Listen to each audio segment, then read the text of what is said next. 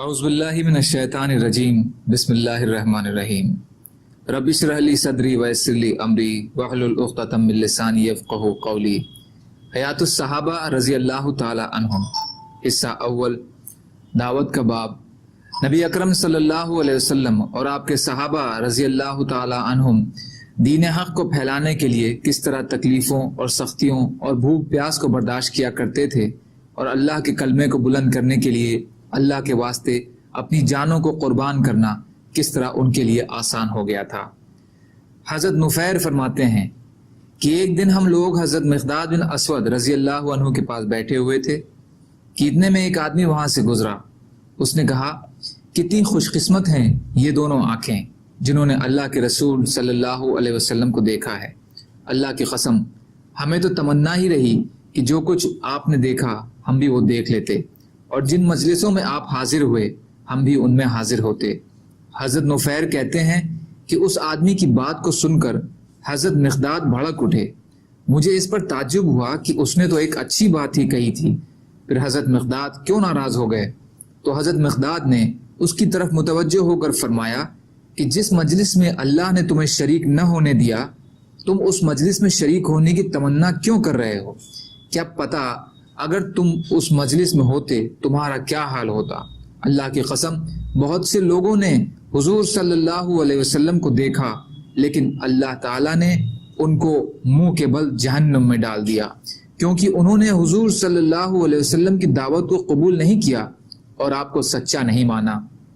کیا تم اس پر اللہ کا شکر ادا نہیں کرتے ہو کہ اس نے جب تم کو پیدا کیا تو تم اپنے رب کو پہچانتے تھے، اور حضور صلی اللہ علیہ وسلم جو کچھ لے کر آئے ہیں تم اسے سچا مانتے تھے، اور کفر و ایمان کی آزمائش دوسروں پر آئی اور تم اس آزمائش سے بچ گئے۔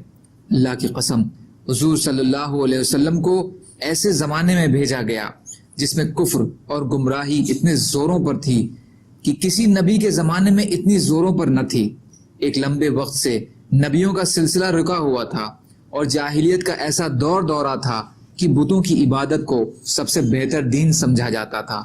آپ ایسا فرقان، فیصلے کی کتاب یعنی قرآن لے کر آئے کہ جس نے حق اور باطل کو الگ الگ کر دیا، اور مسلمان والد اور اس کے کافر بیٹے کے بیچ جدائی کر دی۔ چنانچہ مسلمان آدمی یہ دیکھتا کہ اس کا باپ یا بیٹا یا بھائی کافر ہے اور خود وہ مسلمان ہے، اور اس کے دل کے تالے کو کھول کر اللہ نے ایمان سے بھر دیا، اور اس کا بھی اسے یقین ہے کہ اس کے یہ خاص تعلق والا دوزخ میں جائے گا، اور اس بات کا بھی یقین ہے کہ جو دوزخ میں گیا وہ برباد ہو گیا۔ اس لیے اس خیال سے اسے نہ چین آتا تھا نہ اس کی آنکھیں ٹھنڈی ہوتی تھیں، جسے اللہ نے قرآن کی اس دعا میں بیان کیا ہے کہ اے رب، دے ہم کو ہماری عورتوں کی طرف سے اور اولاد کی طرف سے آنکھ کی ٹھنڈک۔ حلیہ حصہ 1، پیج نمبر 175، مجمع الزوائد حصہ 6، پیج نمبر 17۔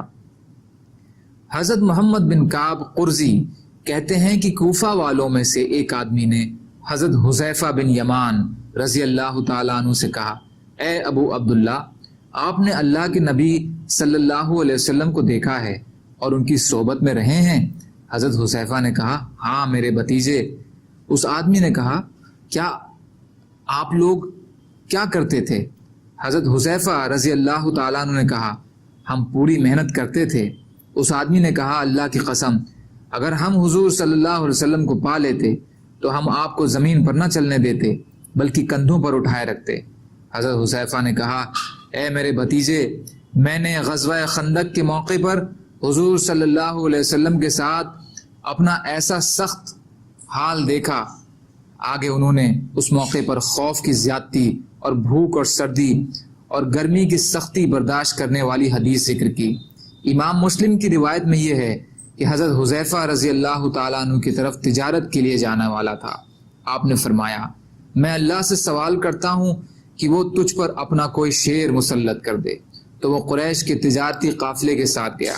جب یہ لوگ زرقہ نامی جگہ پہنچے تو رات کو وہاں ٹھہر گئے۔